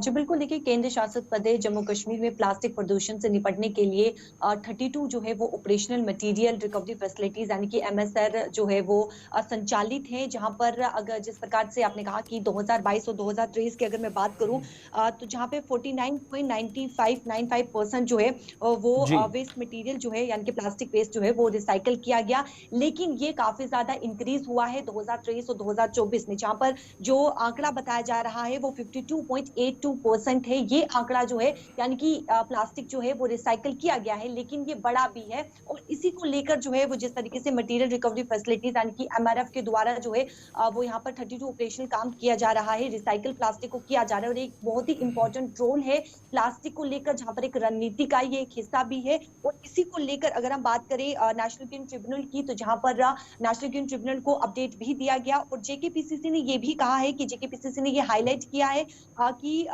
यूटी में जो है यूटी ने अपनी रिसाइकलिंग क्षमताओं की जो है वो काफी विस्तार किया है, जिसमें 2023-2024 में जो उत्पादन प्लास्टिक था वो कुल मिलाकर 146.14 जो है वो मैट्रिक टन प्लास्टिक जो है वो कचरे में से 77.2 प्लास्टिक टन जो है यानी कि 52.82% जो है वो उसे रिसाइकल करने में जो है वो सफलता प्राप्त की है। और वहीं पर पिछले वर्ष की अगर मैं बात करूं तो पिछले वर्ष में कुल मिलाकर जो 124.48 मैट्रिक टन प्लास्टिक था, जो रिसाइकल किया गया है वो 49.94% जो है वो रिसाइकल किया गया है। हालांकि देखिए आप अगर जिस प्रकार से बात करें ये प्लास्टिक जो है वो बड़ा भी है, लेकिन इसे जो है वो रिसाइकल भी किया जा रहा है। और नेशनल ग्रीन ट्रिब्यूनल को जो है वो ये अपडेट भी किया गया है, ये भी बताया गया है कि इसको लेकर जो है वो अवेयरनेस भी प्रोग्राम जो है वो भी किया जा रहा है। लोगों को ये बताया जा रहा है कि प्लास्टिक का जो है वो कम से कम जो है वो उपयोग किया जाए, जिसको लेकर जो स्थानीय अधिकारी हैं, जो प्लास्टिक पिकर्स हैं जो बनाते हैं, उनको रजिस्टर जो है वो करवाया जा रहा है। और साथ ही साथ आप देखेंगे जो दुकानें हैं वहां पर रेट डाली जाती है, वहां पर ये देखा जाता है कि प्लास्टिक का कितना इस्तेमाल हो रहा है। अगर इस्तेमाल हो रहा है तो उन पर फाइन भी चार्ज जो है वो किया जाता है। और ज्यादा इंपॉर्टेंट मैं यहाँ पर आपको बता दूं कि जिस प्रकार से 10,000 के करीब जो CSR है यानी कि कॉर्पोरेट जिस प्रकार से कॉर्पोरेट सोशल रिस्पॉन्सिबिलिटी है, उन्होंने एक इनिशिएटिव लिया है। 10,000 के करीब जो कपड़े के बैग्स हैं वो डिस्ट्रीब्यूट किए गए हैं जम्मू कश्मीर के अलग अलग जिलों में, वो डिस्ट्रीब्यूट किए गए हैं ताकि जो प्लास्टिक बैग्स का इस्तेमाल किया जा रहा है उनके ऑप्शन में जो है वो कपड़े का बैग जो है वो इस्तेमाल किया जा सके। और देखिए यहाँ पर जो है वो कई सारे फाइन भी यहाँ पर जो है वो लगाए गए हैं। अगर हम 2023 और 2024 की बात करें तो जहाँ पर फाइन जो है वो कम किया गया है, 28.81 लाख जो है वो फाइन रखा गया है अगर कोई वायलेट करता है, क्योंकि 2022 और 2023 में यही फाइन जो है वो 42.40 लाख के करीब था। तो यहाँ पर फाइन भी रखा गया, अगर कोई वायलेट करता है तो फाइन भी किया जाता है। लेकिन इस समय आप देखिए प्लास्टिक बढ़ भी रहा है, पिछले वर्ष के मुताबिक प्लास्टिक बढ़ा भी है, लेकिन इसे रिसाइकल भी किया जा रहा है। और इसे जड़ से उखाड़ने के लिए अवेयरनेस प्रोग्राम जो कपड़े के बैग हैं वो डिस्ट्रीब्यूट किए जा रहे हैं ताकि इसे कोशिश जारी है मजीद पॉजिटिव रिजल्ट्स आए, ये हम तवक्को करते हैं। शिल्पा बहुत बहुत शुक्रिया। ये माहौलियात के हवाले से या एनवायरनमेंट या वातावरण को लेकर जब बात थी तो पहली रिपोर्ट आपके सामने रखी कि SMC क्या काम कर रही है या बडगाम के अंदर अथॉरिटीज़ काम क्या कर रही हैं, उन पर जुर्माना लगा। फिर सतह आब में दरियाए जेहलम के अंदर या बाकी जो उसकी ट्रिब्यूटरीज़ हैं उनमें कमी होने का मतलब भी यह है कि आलूदगी बढ़ रही है और आबी ज़खायर के तहफ़्फ़ुज़ को यकीनी बनाने में इदारे नाकाम साबित हुए। फिर इसके अलावा ये रिपोर्ट कि प्लास्टिक वक्त गुजरने के साथ साथ ज़्यादा इस्तेमाल होने लगा है, उस पर किसी हद तक फिगर जो है वो पॉजिटिव हैं, सरकार के फेवर में है। और NGT को जो जानकारी JKPCC की तरफ से दी गई है वो तफसीलात आपके सामने रख दी हैं। लेकिन बात अब ज़रा उन केसेस की जो अदालतों में एक तवील मुद्दत से पड़े हैं, अर्ली डिस्पोजल हो, फौरी तौर पर इन केसेस को निपटाया जाए जैसे तैसे करके। इस पर भी एक प्लान तरतीब दिया गया है।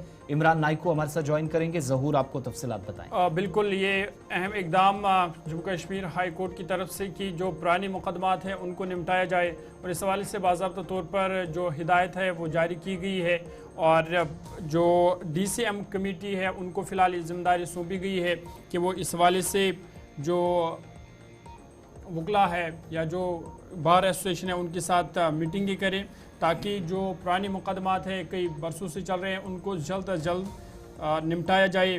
ये जिम्मेदारी DCM कमेटी को सौंपी गई है कि बार के मेंबरान के साथ वो इस हवाले से इजलास मुनक़्क़द करेगी और इस बात को यकीनी बनाएगी कि बार के मेंबरान जो बकाया केसेस है उनको निपटाने की कोशिश करेंगे।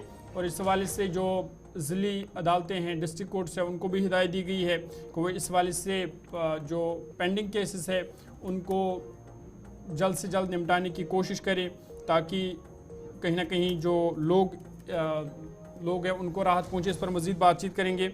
श्रीनगर चलेंगे, गुलिस्तान न्यूज़ नुमाइंदा इमरान नाइक को हमारे साथ है। इमरान, बहुत शुक्रिया ज्वाइन करने के लिए। अपडेट कीजिएगा, ये जो फैसला लिया गया हाई कोर्ट की जानिब से, जो नई गाइडलाइंस जारी की गई है, क्या इनमें मज़ीद कहा गया है ताकि जो पेंडिंग केस है उनको जल्द से जल्द हल किया जाए? बिल्कुल ज़हूर, जैसे आपने भी कहा कि Jammu Kashmir and Ladakh high court के रजिस्ट्रार जनरल की जानिब से एक सर्कुलर इशू किया गया है, जैसे कि हमारी अदालतों में हज़ारों केसेस इस वक्त पड़े हुए हैं, मुकदमात हैं जिनकी शायद कोई सुनवाई नहीं हो रही है, और इस सिलसिले में अदालत की जानिब से रजिस्ट्रार जनरल की तरफ से एक सर्कुलर इशू किया गया है, और जिसमें डिस्ट्रिक्ट केसेस मैनेजमेंट कमेटी को हिदायत दी गई है कि वो हर डिस्ट्रिक्ट में जाएं और वो वहाँ पे जो पुराने केसेस हैं उनकी जांच करें, उनको देखें, और इस सिलसिले में उनको ये भी हिदायत दी गई है कि वो बार के साथ मीटिंग करें, उनके साथ इजलास करें उन्हें, और साथ ही जो डिस्ट्रिक्ट जुडिशियल ऑफिसर्स हैं और उनको भी हिदायत दी गई है कि वो पूरा जामा जो इसका है पुरानी फाइलों का वो जमा करें, उसकी जांच पड़ताल करें। और कुल मिला के ये एक अहम और मस्बत कदम है, जिस तरीके से हम देख रहे हैं कि अदालतों में कई सारे केसेस पुराने पड़े हुए हैं, और उन्हीं केसेस को जल्दी से निपटाने के लिए ये अदालत उज़्मा की जानिब से ये जो सर्कुलर इशू किया गया है, और अब हर डिस्ट्रिक्ट में ये जो डिस्ट्रिक्ट केसेस मैनेजमेंट कमेटी जो है ये बार के साथ मिलकर काम करेगी, और वहाँ पे ये जो डेटा जमा करेंगे उसके बाद ये state cases management committee Jammu Kashmir and Ladakh high court को अपनी कॉपी जो है भेजेंगे, और साथ साथ ये पूरा जो खाका है इसका पेश किया जाएगा, और इसमें डिस्ट्रिक्ट जो प्रिंसिपल जज है उन्हें भी हिदायत दी गई है कि वो इस मामले को पूरी तरह से देखें। और साथ ही सर्कुलर में हालांकि ये भी कहा गया है कि किसी एक पर्टिकुलर जज पे ज़्यादा जिम्मेदारी या बोझ नहीं डाला जाएगा, बल्कि प्रिंसिपल जज को ये भी बताया गया है कि वो इन केसेस के हवाले से जिस तरीके से डिस्ट्रिक्ट केसेस मैनेजमेंट कमेटी बनाई गई है, हर डिस्ट्रिक्ट में ये कमेटी बनेगी और उनके साथ बार के लोग शामिल होंगे, उनके साथ इमरान केसेस को कैसे मुकर्रर मुद्दत के अंदर निपटाया जाए ये तो एक प्लान है, लेकिन क्या इस बात का मुशाहिदा किया गया कि अदलिया के अंदर भी, मुख्तलिफ अदालतों के अंदर भी, निचली सतह पर भी और टॉप लेवल पर भी जो असामियाँ खाली हैं उसकी वजह से भी केसेस एक लंबे समय तक, लंबे वक्त तक अदालतों में पड़े रहना ये भी परेशानी का सबब बना है? क्या इस चीज़ का मुशाहिदा हुआ है इस रिपोर्ट में?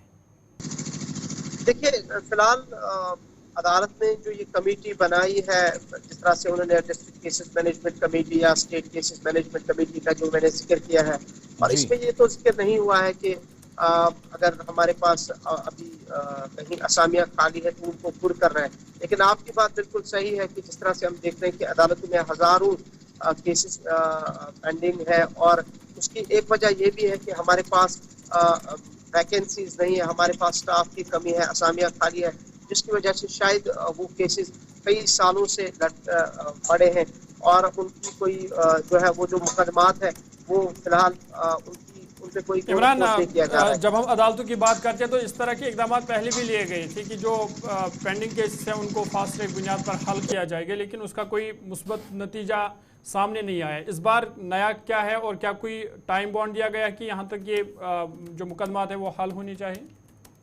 देखिए, इस कमेटी को 1 महीने की जो है डेडलाइन दी गई है कि 1 महीने के अंदर ये सारी जो ये सिर्फ एक डिस्ट्रिक्ट की नहीं बात है बल्कि तमाम डिस्ट्रिक्ट्स में ये डिस्ट्रिक्ट केसेस कमेटी जो है ये रिपोर्ट अपनी सबमिट करेगी और ये देखेंगे कि कितने केसेस पुराने हैं, कितने केसेस की सुनवाई नहीं हुई है। और इवन की जैसे मैंने कहा कि हर डिस्ट्रिक्ट के जो जुडिशियल ऑफिसर्स हैं उनको बताया गया है कि वो फाइलों को की जांच करें, उनको जमा करें, बार के साथ मिले। जुडिशियल जो प्रिंसिपल जज है उनको भी बताया गया है कि बहुत बहुत शुक्रिया इमरान डिटेल्स देने के लिए। हमारे साथ श्रीनगर से थे और अदालतों के अंदर जो पेंडिंग केसेस है कैसे वो बोझ कम किया जा सके अदलिया पर, इसकी एक कोशिश हुई है। आप कॉल करना शुरू करें, अब आपकी कॉल्स लेंगे। 9:45 हो रहे हैं। चारों नंबर्स आपकी स्क्रीन पर थोड़ी देर में आएंगे और जब तक आप कॉल करते हैं आपकी कॉल हम पिक करेंगे। तब तक चंद खबरें आप तक बिन-अक़वामी सतह की और भारत और चीन की भी ज़रा बात कर लेते हैं। और एक एलामिया जो ब्रिक्स सरबराहान ने ब्रिक्स ममालिक के सरबराहान की जानिब से पेश किया गया उस पर बात करेंगे। लेकिन भारत और चीन के दरमियान 5.5 बरसों की तवील मुद्दत के बाद दोतरफा मुज़ाकरात हुए हैं और वज़ीर आज़म नरेंद्र मोदी और चीनी सदर शी जिनपिंग के दरमियान तकरीबन 35 मिनट तक मुलाकात हुई है। सरहदी मुआहिदे का दोनों जानिब से खैर मकदम किया गया है और पुरअमन तरीके से मसाइल का हल कैसे तलाशा जाए इस पर तफसीली तबादला ख्याल दोनों तरफ से रखा गया।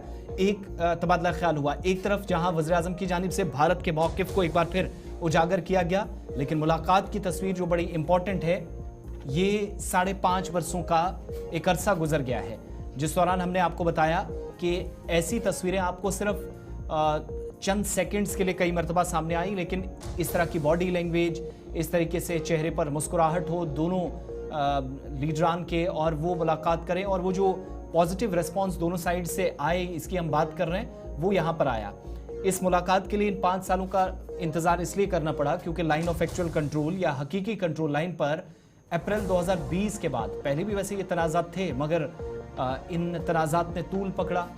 एक तो तिब्बत के साथ लगने वाले एरियाज़, कुछ एक एरियाज़ जो LAC के आसपास वाले हैं, अरुणाचल प्रदेश है, मशरकी लद्दाख में आपको याद होगा कि 6 मई की 2020 में एक शुरुआत हुई, एक छोटी सी वारदात हुई और वो कितने बड़े हमले तक और फिर 20 फौजी जवानों की शहादत तक बात जा पहुंची। इस मामले के बाद दोनों मालिक की जानिब से एक दूसरे को आंखें दिखाई गई। 50,000 से ज़्यादा फौजियों की डिप्लॉयमेंट दोनों तरफ हुई, इंफ्रास्ट्रक्चर को वसी किया गया, डिसएंगेजमेंट नहीं हुई और फौजी इनखला को यकीनी कैसे बनाया जाए इस पर बातचीत सिर्फ होती रही, कागजों तक बातें चलती रही, लेकिन हकीकी मानों में कुछ हुआ नहीं।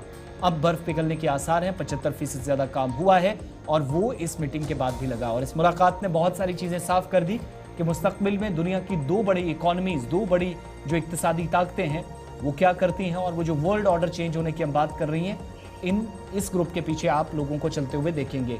वज़ीर आज़म की जानिब से अपने ख्यालात का इजहार किया गया, जरा उनकी बात आपको सुनाएंगे। दोतरफा मुज़ाकरात में भारत का मौक़िफ़।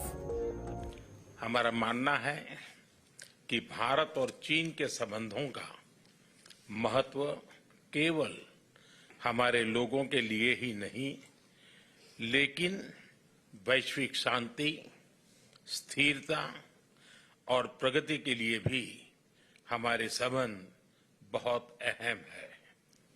एक्सेलेंसी, सीमा पार पिछले 4 वर्षों में उत्पन्न हुए मुद्दों पर बनी सहमति का हम स्वागत करते हैं।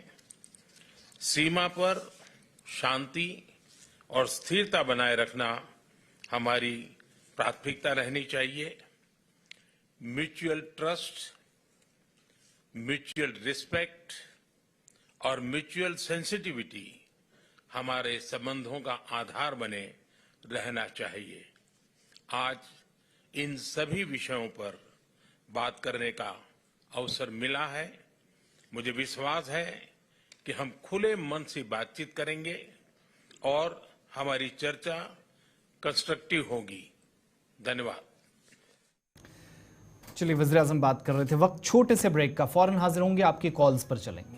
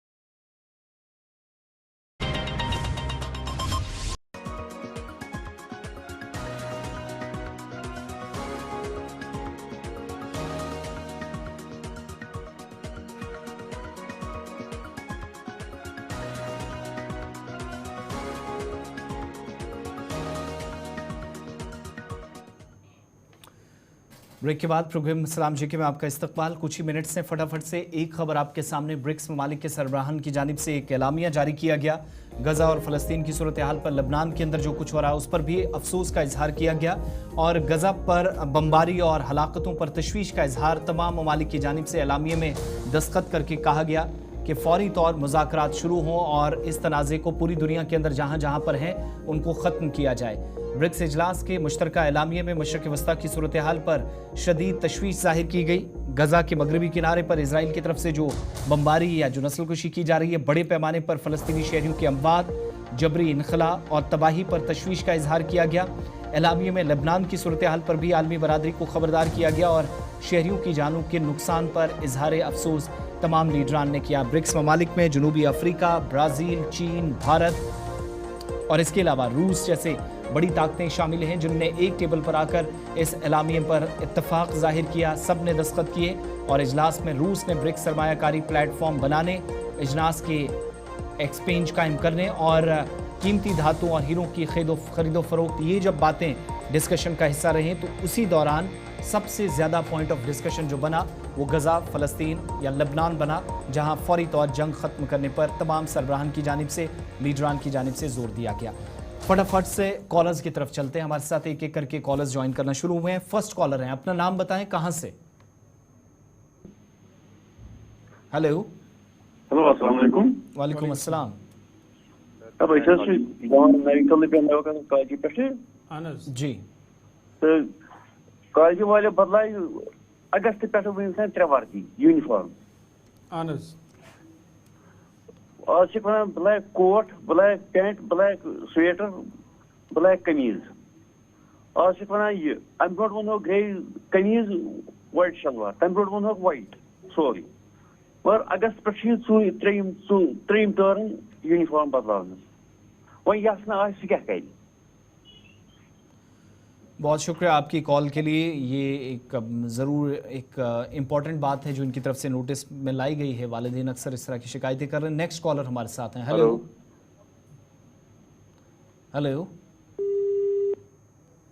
कौन साहब, कहाँ से, नाम बताइएगा, अपना नाम बताएं, कहाँ से? चलिए, चारों नंबर्स आपकी स्क्रीन पर हैं, एक एक करके कॉलर्स आइएगा। 448-125-876-699 पर आप कॉल कर सकते हैं। जब भी कॉल करें 0191 लगाना मत भूलिएगा। Next collar. हेलो हेलो, नाम बताएं, कहां से? अस्सलाम वालेकुम। वालेकुम अस्सलाम। बात जनाब अली सोफी साहब जनाब तुह सठा शुक्रिया जी सोफी साहब। अवाम कत वातनावान जनाब अली हुकूमत तान क्या यह बोड़ बार खतिया, चाहे हुकूमत बने या न बने, तो मगर इस त्रावल तुम कह इंशाअल्लाह रहमान। आप लोगों ने हमें मुसीबत में साथ दिया है। अर्ज जनाब अली नई MLA बने या बनान बने इंशाअल्लाह रहमान, ताकि कर लुकन हज कम कतन अवामस पन नंबर जनाब अली पेश, हेल्प नंबर इन कत करो बराह रास्त इलाकस में क्या क्या जरूरत जनाब अली मुजाहिद मंजिल ये जनाब अली प्रोन अदार नेशनल कॉन्फ्रेंस तो कर चालू वजीर वाला नवाज सबू तोर दूर हो बोड़ बार अदालत बेहमो अमन सान गाड़ी थमस हर कह चीज यह कर मेहरबानी कर डॉक्टर फारूक अब्दुल्ला वन यह कर चालू। अल्लाह ताला थो सेहत। बहुत शुक्रिया जी। ज़रूर अथॉरिटीज़ तक आपकी बात पहुँचेगी कि हेल्पलाइन नंबर्स मुख्तलिफ महकमे या अफसरान जारी करें ताकि अवाम बराह रास्त रब्ता कर सके। Next collar. हेलो जी, नाम बताएं, कहाँ से? अस्सलाम वालेकुम। वालेकुम अस्सलाम। सर मैं राजकुमार हूँ, जम्मू से बोल रहा हूँ। बिजली का बिल बहुत आ रहा है सर। जी जी, बिजली का बिल इतना आ रहा है, हद से भी आ रहा है। हुकूमत आई है उमर साहब की, तो हम कहते हैं स्मार्ट मीटर लगा है या उसके अलावा ही? स्मार्ट मीटर लगा, फिर भी 2 बल्ब लगाते हैं, फिर भी 2500 3 हजार रुपये ऐसे बिल आ जाता है। मुझे समझ नहीं आ रही है, गरीब लोग तो मारा जाएंगे। अच्छा, हुकूमत आई है, नवी हुकूमत आई है, नवी हुकूमत। बहुत शुक्रिया जी आपकी कॉल का। उम्मीद करते हैं जो वादा किया था गवर्नमेंट ने, और दूसरा बिजली के बिल कम से कम आए, और ये जो 200 यूनिट बिजली मुफ्त देने की बात हुई थी, अगर किसी तरह की राहत मिल सकती है, हम उम्मीद करेंगे कि उमर साहब जल्द से अपना फैसला या जो वादा है वो पूरा करें। Next collar. हेलो हेलो, अस्सलाम वालेकुम जी। अस्सलाम वालेकुम। वालेकुम सलाम। मोहम्मद अल्ताफ साधुनारा संबल सोनावारी से। अल्ताफ साहब तुम ठीक पे? अल्हम्दुलिल्लाह।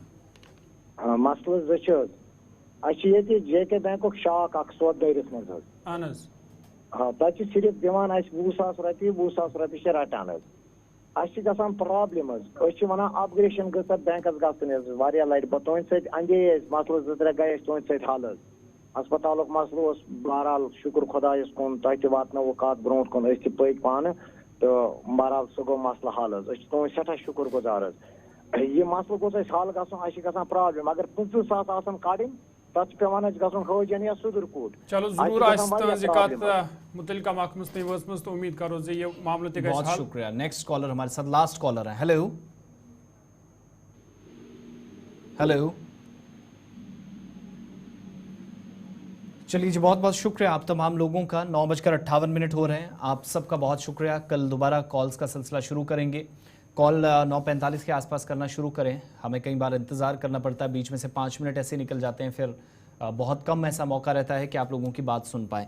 आज के प्रोग्राम में बस इतना ही। हम दोनों को आप इजाज़त देंगे। खबरों का सिलसिला यहाँ जारी रहेगा। ब्रेक के उस पार एक और ख़ास बुलेटिन।